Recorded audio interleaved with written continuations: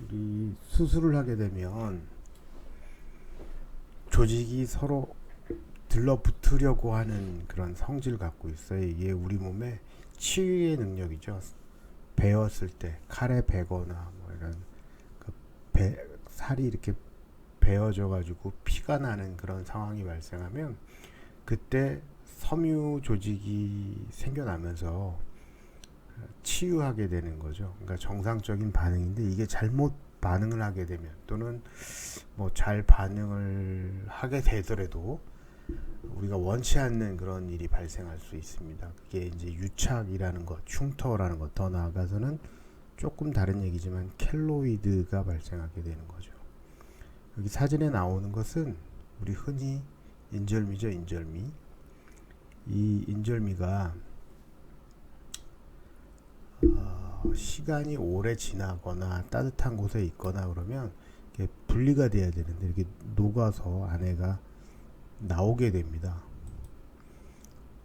그러면 인근에 있는 인절미와 이렇게 들러붙게 되죠. 여기 들러붙습니다. 더 오래 지나면 더 많이 들러붙는 그런 현상이 발생하죠. 그래서 떼려고 그럴 때 이렇게 분리가 잘 안 됩니다. 여기에 있는 것들은 분리가 잘 될 수 있지만 여기에 있는 것은 분리가 잘 안 되죠.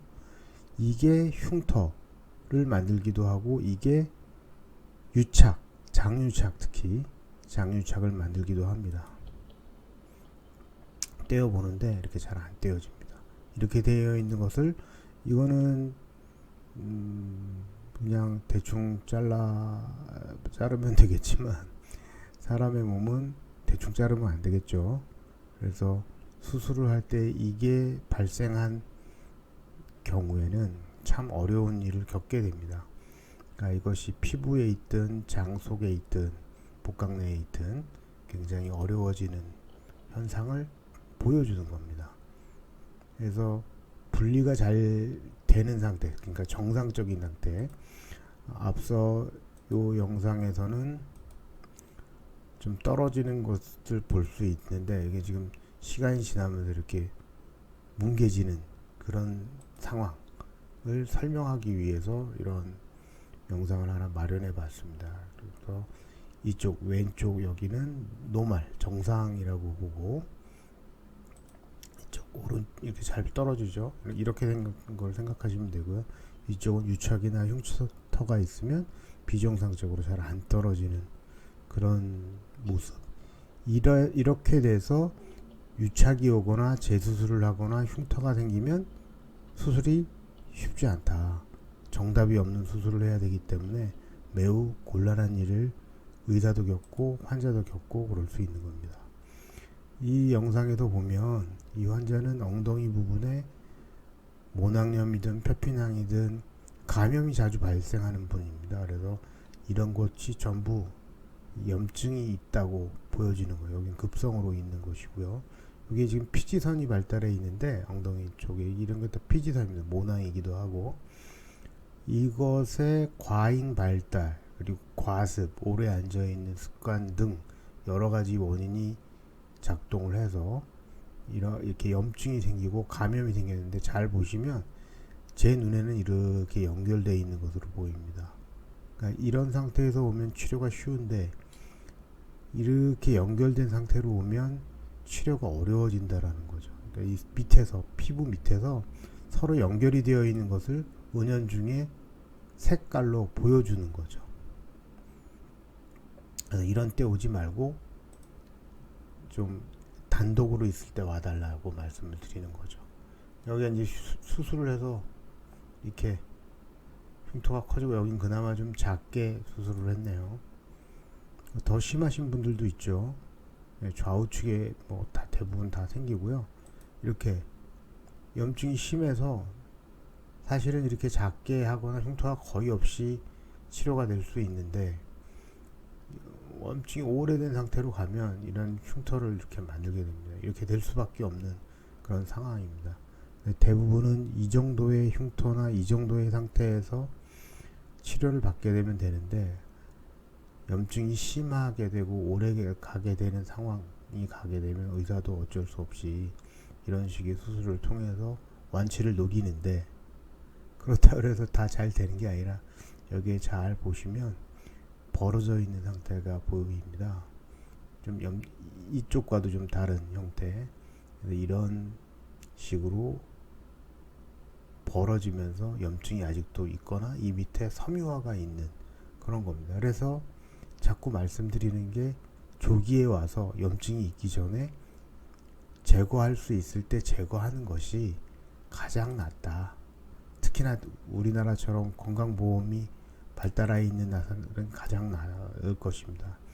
한 2주쯤 전에 수술한 케이스입니다. 이렇게 큰 케이스라 하더라도 작게 열고 수술할 수 있고, 이 상처가 확대돼서 그렇지 이렇게 큰 건데 굉장히 작게 흉터 걱정은 크게 안 하셔도 된다. 그걸 말씀드리고 싶은 것입니다.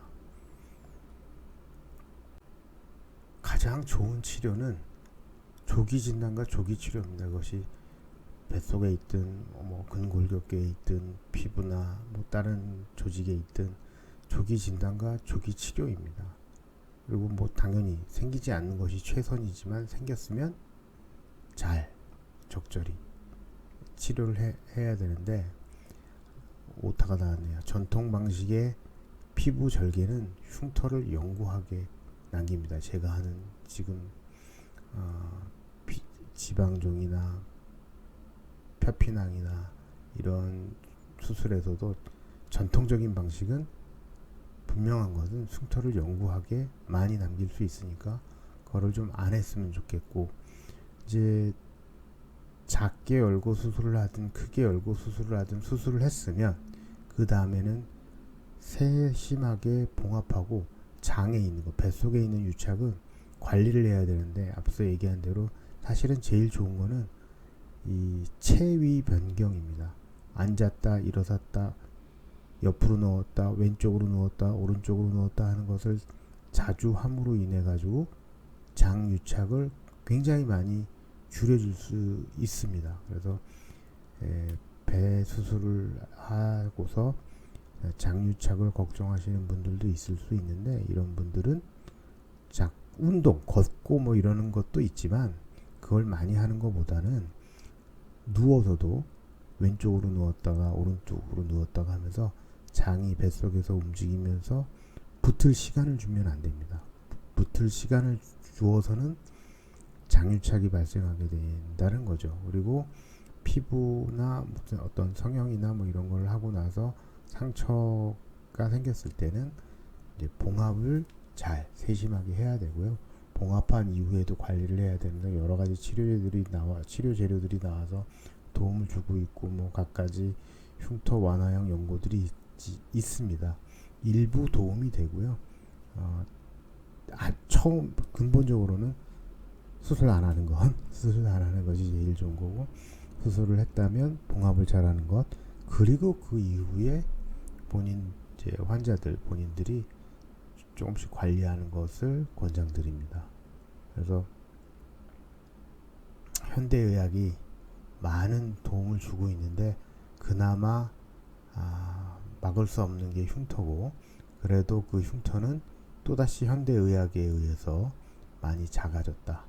그래서 그렇게 해야 환자도 의사도 만족도가 높아진다 하는 얘기 드리면서 이야기를 마치겠습니다. 감사합니다.